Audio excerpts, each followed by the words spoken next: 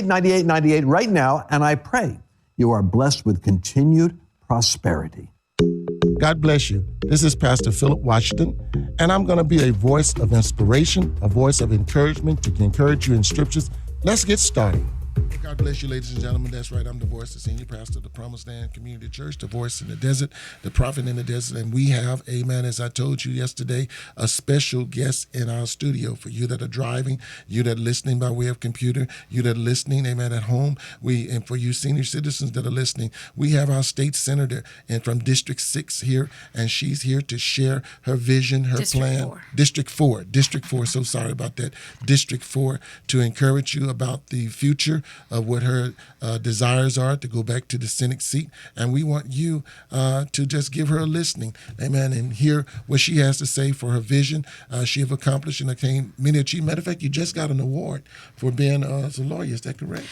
I am getting an award for Alumnus of the Year from my law school on July 17th from the National Bar Association. I see, that's a kudos right there. National Bar Association, what a wonderful, wonderful thing. Amen.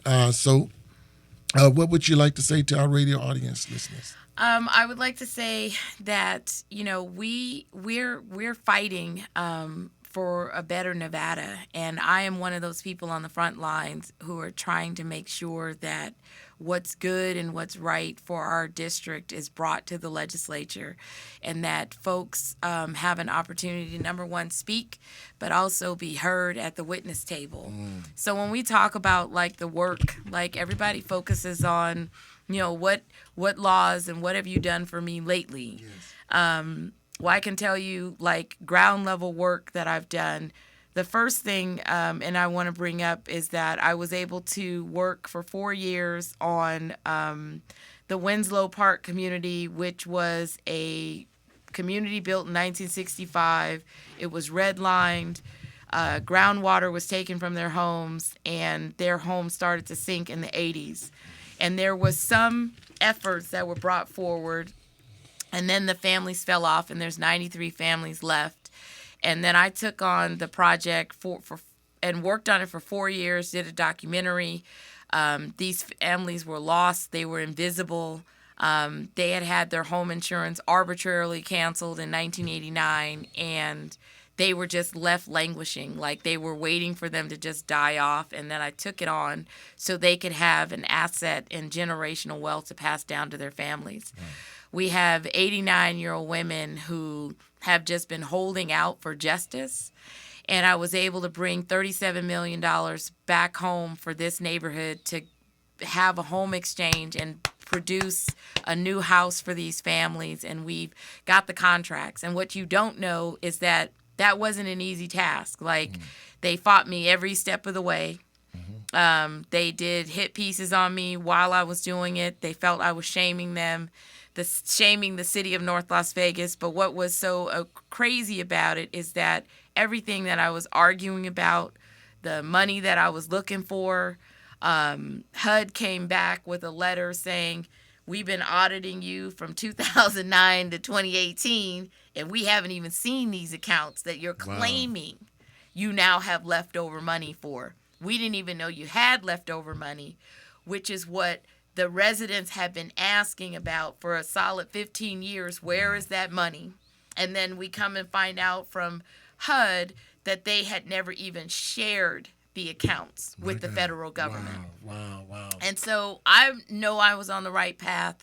I know I was focused, because when I took it on, I prayed about it before I went to the law school, before I went to Boyd Law, and I said, I need you, because at the time we were looking to try to see if we could sue.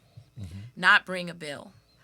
And then after I realized that, we might lose somebody, and then during COVID, we lost Pastor Miller, and that changed the course of where I wanted to go.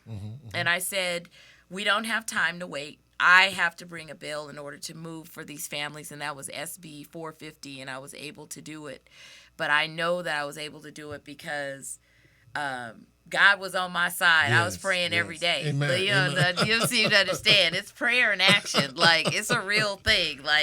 If you ever have to go hard in the paint, you need to make sure that God is on your side. And that's what I did. And so that's been the amazing thing. But some of the other like real work that I've done, like I've been active in the schools.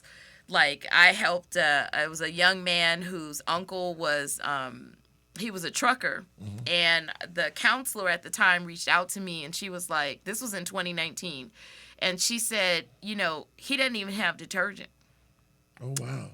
Because the uncle was taking care of him, and so they were like, "What can you do?" And so I pushed in, and I wrapped services around the student, and we had other elects who were going to buy detergent and bring him nice. food, and we got him to graduation. Oh, wow, that's nice. We got him to graduation. And I helped another 16-year-old girl who was homeless and pregnant. She was another Cheyenne student. And I got social services involved. We made sure she had Medicaid, TANF, that we would give her stable housing. And that was another change. I currently I'm working on, currently there's a older senior. You know that people are losing their homes because people are lying. Right. And finding a way to like do false papers. And I got a call that he's a former boxer, so he has his faculties, but his house was paid off, and then all of a sudden he got a notice saying someone else owns his property from the bank. Wow. So they called me, and then I intervened and got another attorney to take on his case right now, because he was fighting it through the courts. And he made it all the way to, he filed a motion, it was a wrong motion, through the Supreme Court. And they were like, this shouldn't be here. So I called one of my friends to intervene. I said, before his house is taken away, because it had been sold. And we were like, we have to get an injunction. Oh, wow. We have to stop this. And my friend has taken this case on. And he lives right on the west side. And I just checked on it the other day to make sure it was moving forward. And they were like, thumbs up. Thank you so much. So, Senator, you're saying that ordinary people can reach out to you for you to handle issues and problems, because a lot of people are not familiar with the process of how to reach out to their state senator to get their situations. I know. I can just say that I'm not ordinary. Okay. I'm not an ordinary legislator, and so, it's probably because it's a family tradition. COVID changed everything, right? People needed help. People had evictions, and because I research, I read everything, I found like how I can go in and activate those services for people. Wow. How I can go in and try to serve and change, not just sit at the legislature and say, this is the law I'm going to do for you, but how can I use the state agencies? Then how can I activate them on your behalf? Wow, that's amazing. And that's the work. And I think, I don't get a chance to tell all of the ground stories. Like I do a lot of community work, That's what right? I was going to Like mention. you were. I think you came to our foster youth event Yes, where we yes. gave away 300 coats, toiletries, Santa sacks in Yes. December at Nevada Partners. And I think I've seen you guys feeding people as well. yeah, we have literally we're driving around the city dropping off food boxes. And then we've also hosted and co-sponsored with First AME to do their food bank and pass out food. Like I know that myself and some of the other African American legislators and Latino legislators, we're very much at the ground level. If somebody calls me with a need, it's hard for me to not handle that need, because people are in deep need, right? You just have to, shoot me a text, and then I'm able to figure out how to do it. You know what I'm saying? If it's impossible, like I got a call, there's someone whose brother has cancer, but he's serving a life sentence, and they wanted compassionate release. Now, the director came back and said, because he's serving a life sentence, it doesn't allow compassionate release. But so I was just like, well, what about some other kind of plan that we can have for this family? So now we're talking about them being able to visit him in hospice. Oh, that's nice. Not just go to the prison and watch him die, right? So that's what the family's working on. So I loop them into that conversation so they can have that conversation. Wow. Now, what would you suggest to those that are listening and going to be listening later, and those that are listening right now, the primary, the importance of the primary away from the general vote? So the primary is super, super important because this is where you have the contest, which is, so early vote ends tomorrow. So this is the last day for early vote. You can mail in your ballot as long as your ballot is postmarked by, the 11th. You're good, you're solid, but we need you to take your ballot off of the kitchen table and turn it in. Drop it off at any of the voting centers. Mail it in, which is walk to the central mailbox that we all have. If you're in the older home, then you're just walking to the edge of the mailbox. If you're one of the seniors, get your grandbaby to take that ballot and walk it to the end of the driveway and put it in the mailbox. We know sometimes it's super hot and we don't want to be outside, but I need you. I need you this election cycle to send me back to the Senate.